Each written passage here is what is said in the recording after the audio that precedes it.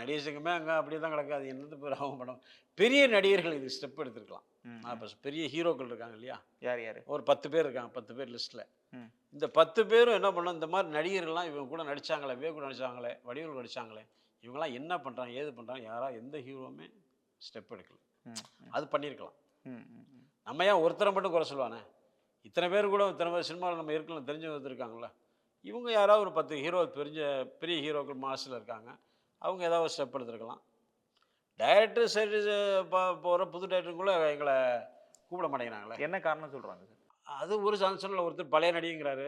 ஒருத்தர் வந்து அப்புறம் வந்து அது இப்போ ஒன்றும் காமெடிகள் கொஞ்சம் கம்மியானதுனால, எல்லாமே கேரக்டர்ஸாக போயிட்டு இருக்கனால, நாங்கள் நம்ம காமெடி மட்டும்தான் பண்ணணும்னு அவங்களுடைய முடிவு பண்ணிட்டாங்க. முடிவு பண்ணிட்டாங்க. அதனாலே நிறைய பேர் கூப்பிடாம இருக்கலாம். ம். ம். நம்ம எல்லா கேரக்டரும் பண்ணணுன்றது அவங்களுக்கு தெரியாது இல்லையா? ஒரு சில படங்கள் இப்போ நான் 10 படம் பண்ணி வச்சிருக்கேன் நான். எல்லாம் கேரக்டர் காமெடி எல்லாம் கலந்து எல்லாம் பண்ணி வச்சிருக்கேன்.